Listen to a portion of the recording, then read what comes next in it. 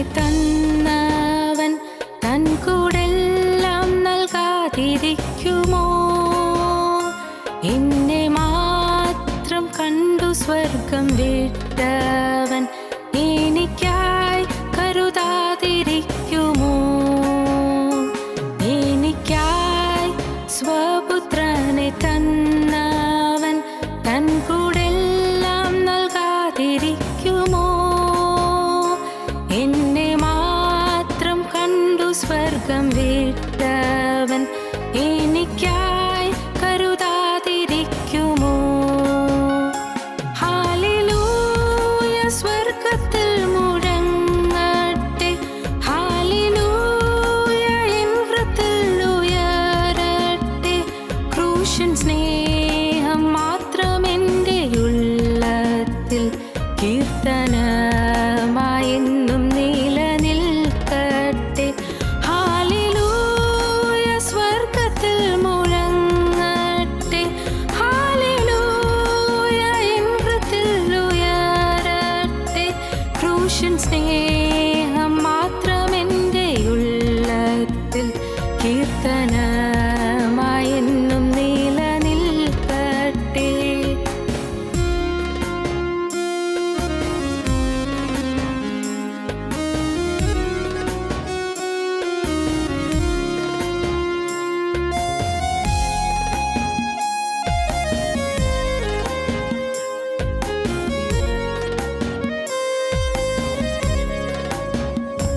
N പേർക്കായി യാഗമൃഗമായവൻ എൻ്റെ കണ്ണീർ കാണാതിരിക്കുമോ? എല്ലാവരാലും ഒറ്റപ്പെട്ട കുഞ്ഞാടു കാണവരെ ഉയർത്താതിരിക്കുമോ? എൻ പേർക്കായി യാഗമൃഗമായവൻ എൻ്റെ കണ്ണീർ കാണാതിരിക്കുമോ? എല്ലാവരാലും ഒറ്റപ്പെട്ട കുഞ്ഞാടു താണവരെ ഉയർത്താതിരിക്കുമോ?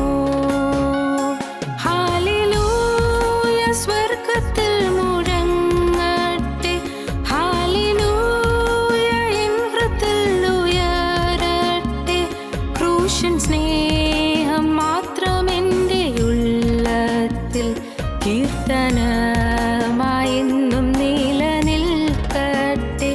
ഹല്ലേലൂയ സ്വർഗ്ഗത്തിൽ മുഴങ്ങട്ടെ, ഹല്ലേലൂയ എൻ ഹൃദയത്തിൽ ഉയരട്ടെ. ക്രൂശൻ സ്നേഹം മാത്രം എൻ്റെ ഉള്ളത്തിൽ കീർത്തനമായെന്നും നിലനിൽക്കട്ടെ. ഞങ്ങളും ക്രൂശിക്കപ്പെട്ട ക്രിസ്തുവിനെ പ്രസംഗിക്കുന്നു. ദൈവത്തിൻ്റെ വലിയ നാമം മഹത്വപ്പെടട്ടെ. നമുക്ക് യാക്കോബിൻ ലേഖനം 5-ാം അധ്യായം 14-ാം വാക്യം വായിക്കാം. നിങ്ങളിൽ ദീനമായി കിടക്കുന്നവൻ സഭയിലെ മൂപ്പന്മാരെ വരുത്തട്ടെ. അവർ കർത്താവിൻ്റെ നാമത്തിൽ അവനെ എണ്ണപൂശി അവന് വേണ്ടി പ്രാർത്ഥിക്കട്ടെ. എന്നാൽ വിശ്വാസത്തോടു കൂടിയ പ്രാർത്ഥന ദീനക്കാരനെ രക്ഷിക്കും. കർത്താവ് അവനെ എഴുന്നേൽപ്പിക്കും. അവൻ പാപം ചെയ്തിട്ടുണ്ടെങ്കിൽ അവനോട് ക്ഷമിക്കും. എന്നാൽ നിങ്ങൾക്ക് രോഗശാന്തി വരേണ്ടതിന് തമ്മിൽ പാവങ്ങളെ ഏറ്റുപറഞ്ഞ് ഒരുവന് വേണ്ടി ഒരുവൻ പ്രാർത്ഥിപ്പീൻ. നീതിമാൻ്റെ ശ്രദ്ധയോടുകൂടിയ പ്രാർത്ഥന വളരെ ഫലിക്കുന്നു. പ്രാർത്ഥനയെക്കുറിച്ച് പിന്നെയും പറയുകയാണ് അപ്പോസ്തലൻ ഓരോ സ്ഥലത്തും പറഞ്ഞിട്ട് തീരാതെ പിന്നെയും ആവേശത്തോടെ പിന്നെയും പറയുകയാണ്. യാക്കോബിനെ പറയുകയാണ് പ്രാർത്ഥന.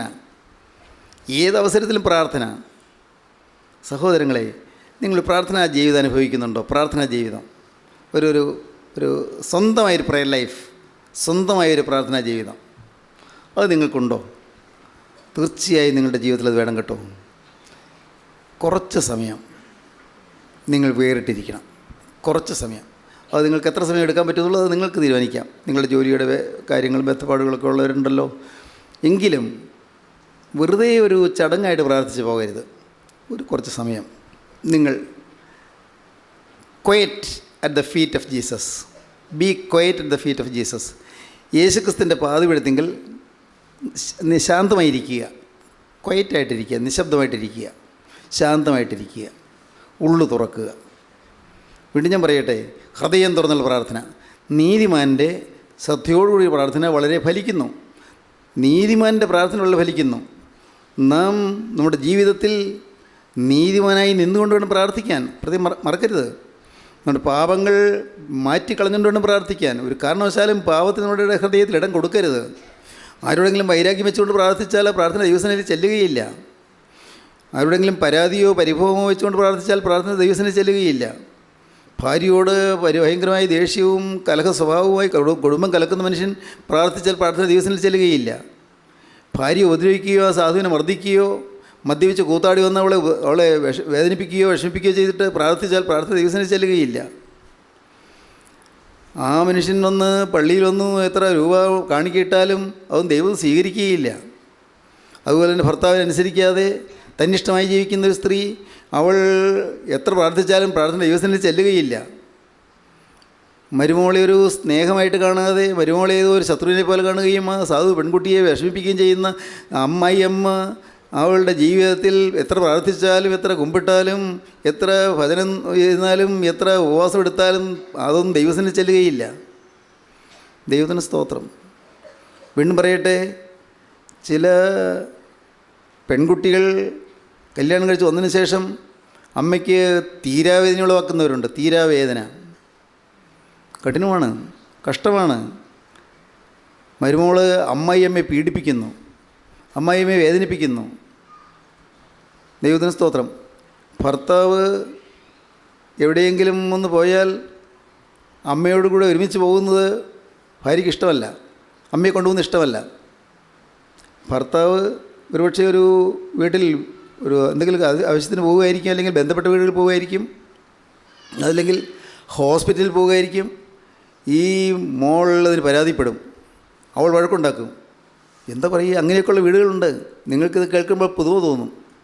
ഞാൻ അത്ഭുതത്തോടെ പറയുകയാണ്, എത്രയോ കലങ്ങി മുറിഞ്ഞ കുടുംബങ്ങൾ, കലഹമല്ലേ പല കുടുംബങ്ങളിലും. അകത്ത് സ്വൈര്യമുണ്ടോ? സ്വൈരക്കേട്.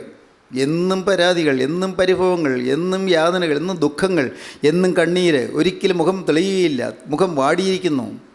എന്നും ഈ അക്കച്ചക്കലുകൾ, അകത്തുള്ള വേദനകൾ, അകത്തുള്ള ഇഷ്ടക്കുറവുകൾ, മുഷിച്ചിലുകൾ. പ്രിയപ്പെട്ടവരെ, നമ്മുടെ കുടുംബങ്ങൾ എങ്ങനെയാണ്? ദൈവങ്ങളുടെ കുടുംബങ്ങൾ എങ്ങനെയാണ്? ഭാര്യാഭർത്താക്കന്മാർ പരസ്പരം സ്നേഹത്തിൻ്റെ ഐക്യത്തിൽ ദൃഢമായ സ്നേഹബന്ധത്തിൽ നിൽക്കുന്നവരാണോ? ഒരു കാര്യം ഞാൻ പറയാം, നിങ്ങൾ ഭാര്യയും ഭർത്താവും ഐക്യമായി ജീവിച്ചില്ലെങ്കിൽ നിങ്ങളുടെ മക്കൾ നഷ്ടപ്പെട്ടു പോകും. നിങ്ങളുടെ മക്കൾ ദൈവരാജ്യത്തിൽ എത്തുകയില്ല. മക്കൾക്ക് ഭാവി ശോഭനമാവുകയില്ല. അമ്മയും അപ്പനും ഐക്യമില്ലാത്ത വീടുകളിൽ എന്നും പിശാച് വിളയാടിക്കൊണ്ടിരിക്കും. സൂക്ഷിക്കുക. നമ്മൾ പലരുടെയും കുടുംബങ്ങൾ ഇന്ന് ഐക്യമില്ലാത്ത കുടുംബങ്ങളാണ്, സ്നേഹമില്ലാത്ത കുടുംബങ്ങളാണ്, കലഹിക്കുകയും വഴക്കടിക്കുകയും ചെയ്യുന്ന കുടുംബങ്ങളാണ്. വാഗ്വാദം വന്നാൽ തീരാത്ത വാഗ്വാദങ്ങൾ, അങ്ങനെ വിതർക്കങ്ങളായി പോവുകയാണ്. തർക്കിച്ചും അങ്ങോട്ടും ഇങ്ങോട്ടും തർക്കിച്ചും പോവുകയാണ്.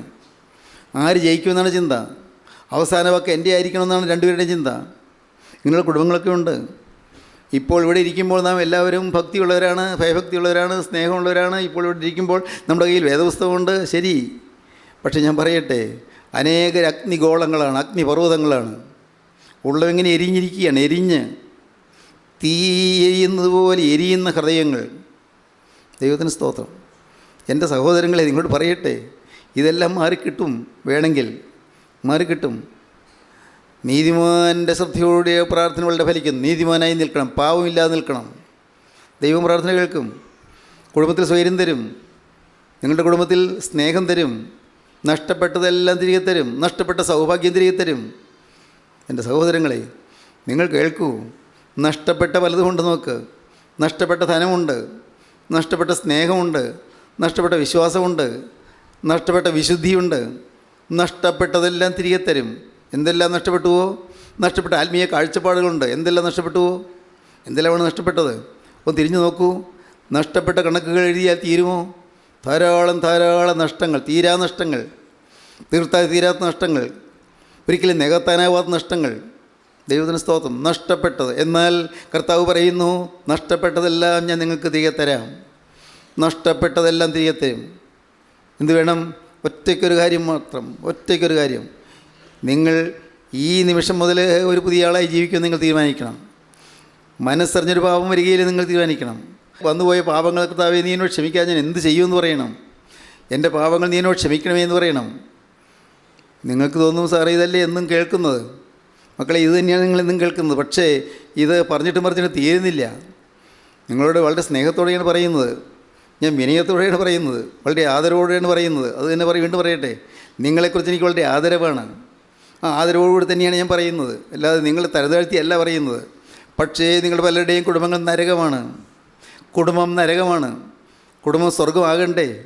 വേണ്ടേ? ഈ ഭൂമിയിൽ സ്വർഗം തുടങ്ങാതെ ഈ ഭൂമിയിൽ നിന്ന് മരിച്ചു കടന്നതിന് ശേഷം സ്വർഗം കിട്ടുമെന്നാരും പ്രതീക്ഷിക്കരുത്. ഈ ഭൂമിയിൽ സ്വർഗം തുടങ്ങണം.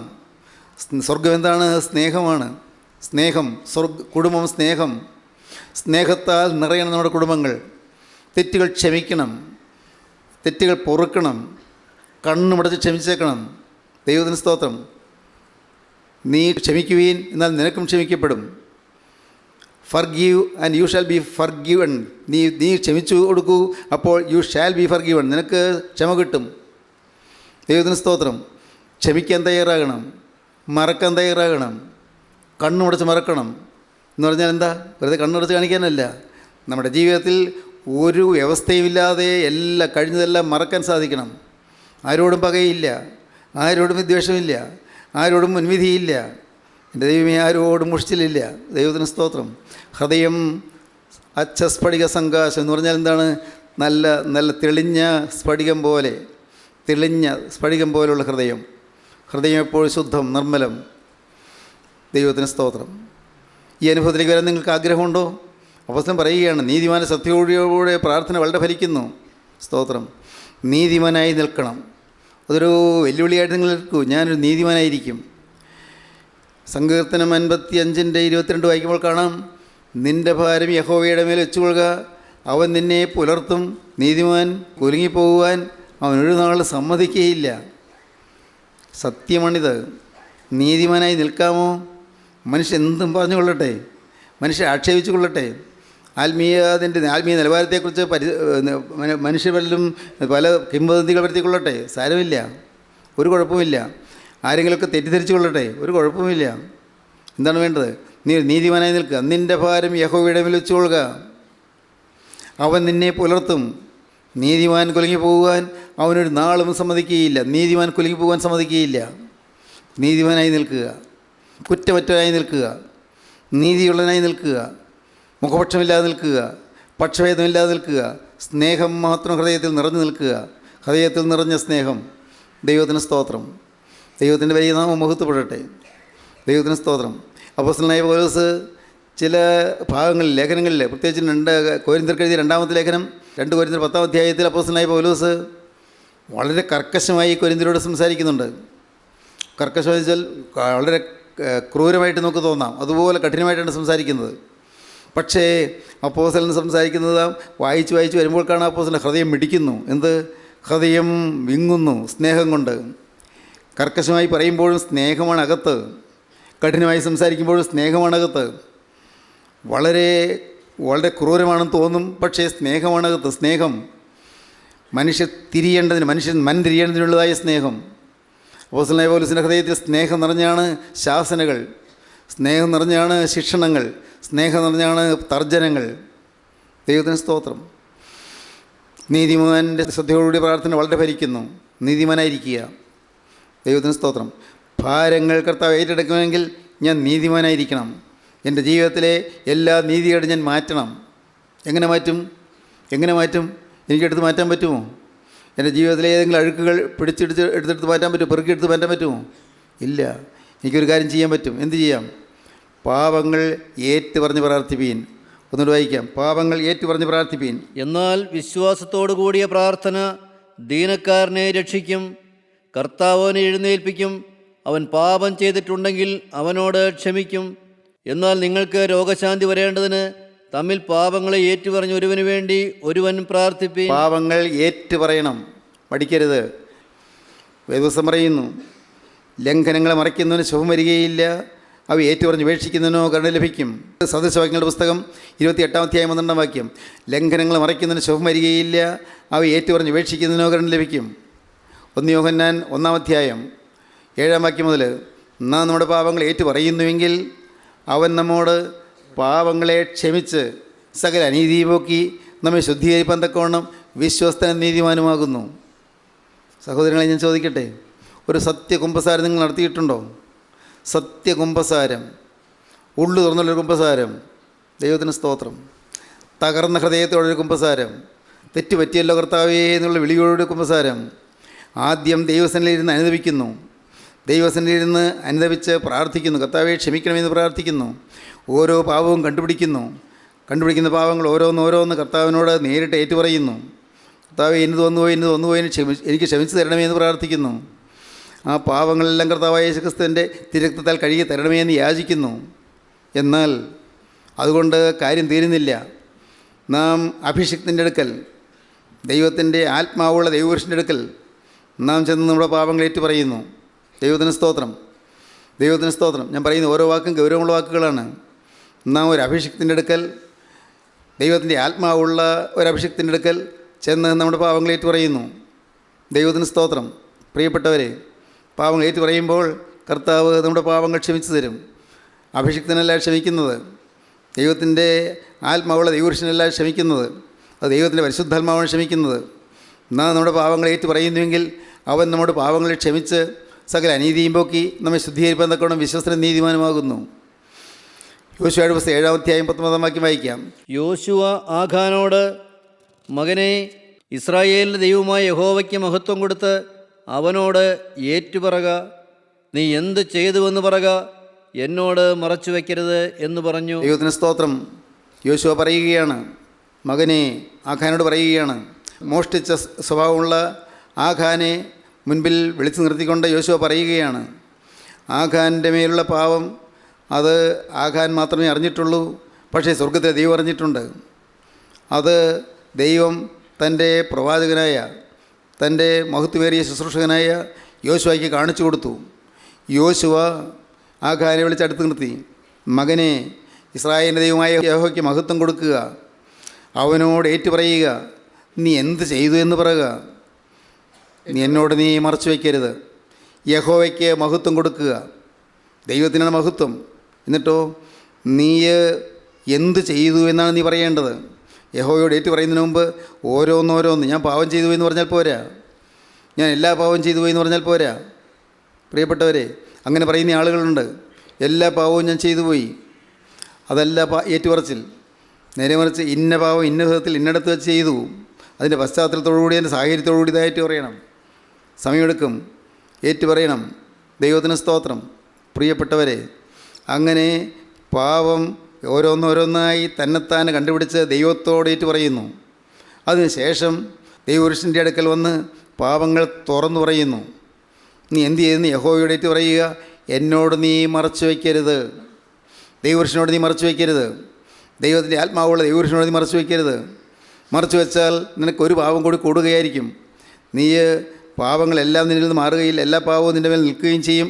ഒപ്പം ഒരു പാവം കൂടി നീ കളവായി വേണ്ടതുപോലെ ശ്രദ്ധിക്കാതെ നീ പാവം ഏറ്റു പറഞ്ഞു എന്നുള്ള ഒരു പാവം കൂടി വരും.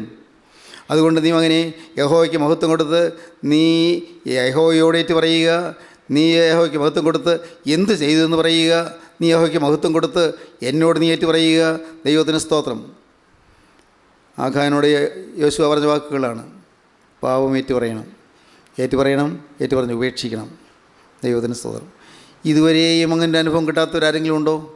എല്ലാ പാവവും ദൈവസന്നിധിയിൽ തനിയേ ഇരുന്ന് ഓരോന്നോരോന്നായി കണ്ടെത്തി ഏറ്റുപറയുന്ന ഒരനുഭവം കിട്ടാത്തവരാരെങ്കിലും ഉണ്ടോ? എല്ലാ പാവവും ഓർമ്മിച്ച കാലം എന്നുള്ള ജീവിതത്തിലേക്ക് തിരിഞ്ഞു നോക്കി ഓരോന്ന് പ്രവൃത്തികളിൽ വന്നു പോയത്, വാക്കുകളിൽ വന്നു പോയത്, ചിന്തകളിൽ വന്നു പോയത് എല്ലാം ഏറ്റുപറഞ്ഞുവോ? വേറെ ആരും കേൾക്കണ്ട. ദൈവത്തോട് ഏറ്റു പറഞ്ഞുവോ? വേറെ ആരും അറിയണ്ട. ദൈവത്തോട് ഏറ്റു പറഞ്ഞുവോ? തനിയെ ഇരുന്ന് ഓരോന്നോരോന്ന് പെറുക്കി ദൈവത്തോട് പറഞ്ഞുവോ? ഭാര്യ കേൾക്കണ്ട, ഭർത്താവ് കേൾക്കണ്ട, മക്കൾ കേൾക്കണ്ട, മാതാപിതാക്കൾ കേൾക്കണ്ട, പള്ളിയിൽ അച്ഛൻ കേൾക്കണ്ട, ആരും കേൾക്കണ്ട. നിങ്ങൾ യഹോവയോട് ഏറ്റു പറഞ്ഞുവോ? ദൈവസനിൽ ഓരോന്നോരോന്ന് ഏറ്റു പറയുക. അത് ഏറ്റു പറഞ്ഞ് കഴിയുമ്പോൾ തന്നെ നിങ്ങൾക്ക് ഒരു വലിയ ഈസ് കിട്ടും, വലിയൊരു സ്വസ്ഥത കിട്ടും, വലിയൊരു സമാധാനം കിട്ടും. ദൈവത്തോട് ഏറ്റു പറഞ്ഞ് എല്ലാം പറഞ്ഞ് കഴിയുമ്പോൾ നിങ്ങളുടെ ഹൃദയത്തിൽ തന്നെ ഒരു ഉറപ്പ് കിട്ടും. കർത്താവ് എൻ്റെ പ്രാർത്ഥന കേട്ടിരിക്കുന്നു, ഞാൻ ഏറ്റു പറഞ്ഞ മുഴുവൻ കർത്താവ് കേട്ടിരിക്കുന്നു, കർത്താവ് എനിക്ക് പാപം ക്ഷമിച്ചു തരും. അതിനുശേഷം ദൈവത്തിൻ്റെ പരിശുദ്ധാത്മാവിൻ്റെ കൃപാവരമുള്ള ദൈവപുരുഷൻ്റെ അടുക്കൽ വന്ന് ആ കാര്യങ്ങൾ തുറന്നു പറയുന്നു. ദൈവത്തിന് സ്തോത്രം. എന്തിനാണത്? ആ ദൈവപുരുഷൻ്റെ മധ്യസ്ഥയിൽ കൂടി പാവങ്ങൾ മോചിച്ച് കിട്ടുന്നതിന് വേണ്ടിയുള്ളതായ കൃപാവരം നമ്മുടെ മേൽ പകരുന്നതിന് വേണ്ടി. ദൈവത്തിന് സ്തോത്രം. ഇങ്ങനെ അനുഭവത്തിന് വേണ്ടി നിങ്ങൾ ദാഹിച്ചിട്ടുണ്ടോ? നിങ്ങളുടെ ജീവിതത്തിൽ അത് ലഭിച്ചിട്ടുണ്ടോ? ഞാൻ അനുഭവിച്ചു, ഞാൻ പാവയിട്ട് പറഞ്ഞു എന്നൊക്കെ പറഞ്ഞുകൊണ്ട് വരും. പക്ഷേ പലപ്പോഴും നമ്മുടെ ഹൃദയത്തിൽ വാസ്തവമായി അനുതാപം വന്നിട്ടില്ല. ഉള്ളു തുറന്നുള്ള അനുതാപം വരാത്തതിന് കാരണം എന്താണെന്ന് അറിയാമോ? പാവ ഉപേക്ഷിച്ചിട്ടില്ല. ദൈവത്തിന് സ്തോത്രം. ഒരു കാര്യം ഞാൻ വ്യക്തമായി പറഞ്ഞു തരാം. എല്ലാ പാവവും ക്ഷമിച്ച് കിട്ടിയെന്നുള്ള ഒരു ഉറപ്പ് കിട്ടുന്നതിനേക്കാൾ വലിയ ഭാഗ്യം മറ്റൊന്നില്ല. സ്തോത്രം. എല്ലാ പാവവും ക്ഷമിച്ച് കിട്ടിയെന്നുള്ള ഒരു ഉറപ്പ്, അത് കിട്ടുന്നതിനേക്കാൾ വലിയ ഭാഗ്യവതയും മറ്റൊന്നില്ല. ഏറ്റവും വലിയ ഭാഗ്യമാണത്. ലംഘനം ക്ഷമിച്ചും പാവം മറച്ചും കിട്ടിയവൻ ഭാഗ്യവാൻ. യഹോവ അകൃത്യം കണക്കിടാതെയും ആത്മാവിൽ കപടമില്ലാതെ ഇരിക്കുന്ന മനുഷ്യൻ ഭാഗ്യവാൻ. സ്തോത്രം. ദാവീദ് പറയുന്നുണ്ട്, ഞാൻ എൻ്റെ അസ്ഥികൾ ക്ഷയിച്ചു പോയി എന്നാണ് പറയുന്നത്. ഈ പാവം വന്നു കഴിഞ്ഞപ്പോഴേക്കും പാവം ക്ഷമിച്ച് കിട്ടുന്നതിന് മുൻപ് ആ സകലം വലിയ വേവലാതിയായിരുന്നു, ശരീരത്തിൽ വേദനയായിരുന്നു, ശരീരത്തിൽ രോഗമായിരുന്നു, ഞരക്കമായിരുന്നു. ദാവീദ് പറയുകയാണ്, നിന്റെ അസ്ത്രങ്ങൾ എന്നിൽ തറച്ചിരിക്കുന്നു. അസ്ത്രങ്ങൾ എന്നിൽ തറച്ചിരിക്കുന്നു. ദൈവമേ, നിൻ്റെ അസ്ത്രങ്ങൾ എന്നിൽ തറച്ചിരിക്കുന്നു. നിന്റെ കൈ എൻ്റെ മേൽ ഭാരമായിരിക്കുന്നു. എൻ്റെ കർത്താവേ, നിൻ്റെ കൈ എൻ്റെ മേൽ ഭാരമായിരിക്കുന്നു. എൻ്റെ വചനം എനിക്ക് ഭാരമായിരിക്കുന്നു. എനിക്ക് ഉള്ളിൽ സ്വസ്ഥതയില്ല, വലിയൊരു ചുമടൻ തലമേലിരിക്കുന്നു. നിൻ്റെ കൈ എൻ്റെ മേൽ ഭാരമായിരുന്നു. നിന്റെ നീരസം ഹേതുവായി എൻ്റെ ദേഹത്തിൽ സൗഖ്യമില്ല. കർത്താവേ, നിൻ്റെ നീരസം ഹേതുവായി എൻ്റെ ദേഹത്തിൽ സൗഖ്യമില്ല. എൻ്റെ പാപം ഹേതുവായി എൻ്റെ അസ്ഥികളിൽ സ്വസ്ഥതയുമില്ല. എൻ്റെ പാപം ഹേതുവായി എൻ്റെ അസ്ഥികൾ സ്വസ്ഥതയുമില്ല. 32-ാം സങ്കീർത്തനം 2-ാം വാക്യം മുതൽ വായിക്കാം. 32-ാം സങ്കീർത്തനം 2-ാം വാക്യം മുതൽ. യഹോവ അകൃത്യം കണക്കിടാതെയും ആത്മാവിൽ കപടമില്ലാതെയും ഇരിക്കുന്ന മനുഷ്യൻ ഭാഗ്യവാൻ. ഞാൻ മിണ്ടാതിരുന്നപ്പോൾ നിത്യമായ ഞരക്കത്താൽ എൻ്റെ അസ്ഥികൾ ക്ഷയിച്ചുപോയി. എൻ്റെ കർത്താവെ, ഞാൻ പാവം ഏറ്റു പറയാതെ മൗനമായിരുന്നൊരു കാലമുണ്ട്. ഞാൻ മിണ്ടാതിരുന്നൊരു കാലമുണ്ട്. ഞാൻ മിണ്ടാതിരുന്നപ്പോൾ എൻ്റെ കർത്താവെ, എൻ്റെ അസ്ഥികൾ ക്ഷയിച്ചു പോകുന്ന പോലെയായിരുന്നു. ഞാൻ മിണ്ടിയില്ല, പാവം ഏറ്റു പറഞ്ഞില്ല. എല്ലാം ഞാൻ മൂടി വെച്ചുകൊണ്ടിരുന്നു, ഞാൻ മറച്ചു വെച്ചുകൊണ്ടിരുന്നു. ഞാൻ മിണ്ടാതിരുന്നപ്പോൾ നിത്യമായ ഞരക്കത്താൽ എൻ്റെ അസ്ഥികൾ ക്ഷയിച്ചുപോയി. എൻ്റെ കർത്താവേ, എനിക്ക് പാവം ഏറ്റു പറയാതെ ഞാൻ മടിച്ചിരുന്ന സമയമുണ്ട്. പാവം തുറന്നു പറയാതെ ഞാൻ മടിച്ച സമയങ്ങളുണ്ട്. എല്ലാം എൻ്റെ പാവങ്ങൾ സമ്മതിക്കാതെ പാവങ്ങളിലേക്ക് വന്നു എന്ന് ഏറ്റു പറയാതെ ഞാൻ മടിച്ചിരുന്ന സമയങ്ങളുണ്ട്. അപ്പോൾ എൻ്റെ അസ്ഥികൾ ക്ഷയിച്ചുപോയി. എനിക്ക് വല്ലാത്ത ഞരക്കമായി. രാവും പകലും നിന്റെ കൈ എൻ്റെ മേൽ ഭാരമായിരുന്നു. രാവ് എന്നില്ല, പകലെന്നില്ല, എപ്പോഴും നിൻ്റെ കൈ എൻ്റെ മേൽ ഭാരമായിരുന്നു. എപ്പോഴൊരു ഏതോ ഒരു പ്രയാസം എന്നെ നേരിട്ടുകൊണ്ടിരുന്നു. ഏതോ ഒരു വെപ്രാളം എനിക്ക് വന്നുകൊണ്ടിരുന്നു. ഏതോ ഒരു അസ്വസ്ഥതനെ പിന്തുടർന്നുകൊണ്ടിരുന്നു. ഏതാണ്ടൊരു സ്വസ്ഥതയില്ലായ്മ, ഏതാണ്ടൊരു അലങ്കോലം, ആകെയുള്ള ഒരു അസ്വസ്ഥത. എൻ്റെ ഹൃദയം മുഴുവൻ വലിയ അലങ്കോലമായിരുന്നു. ഹൃദയം മുഴുവൻ അസ്വസ്ഥതയായിരുന്നു. രാവും പകൽ നിൻ്റെ കൈ എൻ്റെ മേൽ ഭാരമായിരുന്നു. എൻ്റെ മജ്ജ വേനൽക്കാലത്തിലെ ഉഷ്ണത്താൽ എന്ന പോലെ വറ്റിപ്പോയി. അസ്ഥികളുടെ ഉള്ളിലുള്ള മജ്ജ വറ്റിപ്പോയ അനുഭവം, അസ്ഥി പിളരുന്ന പോലത്തെ അനുഭവം. അസ്ഥിക്കുള്ളിലെ മജ്ജ വറ്റിപ്പോയി. എൻ്റെ ശരീരത്തിൽ കാര്യമായ രോഗം വന്നു. ശരീരത്തിൽ കലശലായ രോഗം വന്നു. എൻ്റെ കർത്താവേ, ഞാൻ വിലംഘനം മറച്ചു വയ്ക്കാതെ ഒളിച്ചു വെച്ച കാലത്തോളം, മൂടി വെച്ച കാലത്തോളം, തുറന്നു പറയാതിരുന്ന കാലത്തോളം എൻ്റെ ശരീരത്തിൽ അസഹ്യമായ വേദനയും രോഗമുണ്ടായി. മജ്ജ അസ്ഥികൾക്കുള്ളിൽ വറ്റിപ്പോയി. ഞാൻ എൻ്റെ പാപം നിന്നോട് അറിയിച്ചു. ഞാൻ വലഞ്ഞു കഴിഞ്ഞപ്പോൾ വേറെ രക്ഷയില്ല എന്ന് കണ്ടപ്പോൾ ഇതാ ഞാനിപ്പോൾ ഇതിനുമുമ്പാവെന്ന് എൻ്റെ പാവം നിന്നോട് അറിയിച്ചു. എൻ്റെ പാവം ഞാൻ ഏറ്റു പറഞ്ഞു. എൻ്റെ അകൃത്യം മറച്ചതുമില്ല. എൻ്റെ ലംഘനങ്ങളെ യഹോവയോട് ഏറ്റു പറയുമെന്ന് ഞാൻ പറഞ്ഞു. ഞാൻ അവിടെ വെച്ചൊരു തീരുമാനമെടുത്തു. എൻ്റെ കർത്താവേ, എൻ്റെ ലംഘനങ്ങളെല്ലാം ഞാൻ തുറന്നു പറയുമെന്ന് തീരുമാനിച്ചു. അപ്പോൾ നീ എൻ്റെ പാപത്തിൻ്റെ കുറ്റം ക്ഷമിച്ചു തന്നു. ഹല്ലേലൂയ. ദൈവത്തിന് സ്തോത്രം. പാപത്തിന് കുറ്റം ക്ഷമിച്ചു തന്നു. ദൈവത്തിന് സ്തോത്രം. പ്രിയപ്പെട്ടവരെ, പാപത്തിന് കുറ്റം ക്ഷമിച്ചു തരിക എന്ന് പറയുന്നത് നിസ്സാര കാര്യമല്ല. ഗത്സമനിലെ യാതന, ഗബ്ബായിലെ വിസ്താരം, ഗോകുൽത്തായിലെ ക്രൂശാരോഹണം, ഇതുമൂലമാണ് ആ വലിയ യാതനകളേറ്റാണ് നമ്മുടെ പാപം ക്ഷമിച്ചു തന്നത്. സ്തോത്രം. ശരീരത്തിൽ നിന്ന് വിയർപ്പുള്ളിയായി വന്ന രക്തത്തുള്ളികളായിരുന്നു യേശുവിൻ്റെ. ഗത്സമനയിൽ യേശുവിൻ്റെ ശരീരത്തിൽ നിന്ന് രക്തത്തുള്ളികൾ അങ്ങനെ പൊഴിഞ്ഞുകൊണ്ടിരുന്നു. അസഹ്യമായ പീഡാകത്ത് അനുഭവിക്കുകയാണ്. എൻ്റെ പാവം, എൻ്റെ പ്രിയപ്പെട്ടവരെ, നിങ്ങളുടെ പാവം എല്ലാം യേശു വഹിച്ചു. ആ പാപത്തിൻ്റെ തീവ്രമായ വേദന യേശു സ്വയം സ്വന്തം ശരീരത്തിൽ ഏറ്റു. അതുകൊണ്ട് കർത്താവിൻ്റെ ശരീരം, കർത്താവ് യാതനയ്ക്ക് വിട്ടുകൊടുത്തു. ഗത്സമനിലെ പ്രാർത്ഥന, ഗത്സമനിലെ യാതന, അത് ഭയാനകമായൊരു സഫറിങ് ആയിരുന്നു, ഭയാനകമായ യാതനയായിരുന്നു. ഗത്സമനിലെ യാതന, ഗബ്ബഥായിലെ വിസ്താരം, പീലാത്തോസിന് മുമ്പിലുള്ള 3 തവണയുള്ള വിസ്താരം, ഹെരോദാവിന് മുമ്പിലുള്ള വിസ്താരം, ഹന്നാവിൻ്റെ മുമ്പിലുള്ള വിസ്താരം 3 സ്ഥലങ്ങളിൽ വിസ്താരം, പീലാത്തോസിന് മുമ്പിൽ 3 തവണ വിസ്താരം. വിസ്താര സമയത്തെല്ലാം അടികൊള്ളുന്നു, തുപ്പലേൽക്കുന്നു, ചാട്ടവാറുകൊണ്ട് ആഞ്ഞ് പറയിലേക്ക് അടിക്കുന്നു, പുറം ഒഴിവാലുപോലെ കീറുന്നു. ദൈവത്തിന് സ്തോത്രം. പരിഹസിക്കുന്നു, സകലരും പരിഹസിക്കുന്നു. ആരും അനുകൂലമായൊരു വാക്ക് പറയാൻ ആരുമില്ല. ദൈവത്തിന് സ്തോത്രം. അപ്പോഴാണ് ആ വിസ്താരംഗത്ത് നിൽക്കുമ്പോഴാണ് അവിടെ അപ്പുറത്ത് നിന്നുകൊണ്ട് പത്രോസ് പറയുന്നത്, ഇവനെ ഞാൻ അറിയുന്നില്ല എന്ന്. കൂടെ നടന്നവൻ പോലും തള്ളി പറയുന്നു. ദൈവത്തിന് സ്തോത്രം. സഹോദരങ്ങളെ, എൻ്റെ പാപം ക്ഷമിക്കാൻ, എൻ്റെ ഏറ്റവും പ്രിയപ്പെട്ടവരെ, നിങ്ങളുടെ പാപം ക്ഷമിക്കാൻ, അതിനാണ് യേശു ഇതെല്ലാം സഹിച്ചത്. ആ യേശുവിനോട് തുറന്നു പറയുമോ? നിങ്ങൾ ഇനിമേൽ ഞാൻ പാപം ചെയ്യുകയില്ലെന്ന് പറയുമോ? നിങ്ങളുടെ ഹൃദയം വാഞ്ചിക്കുന്നുണ്ടോ?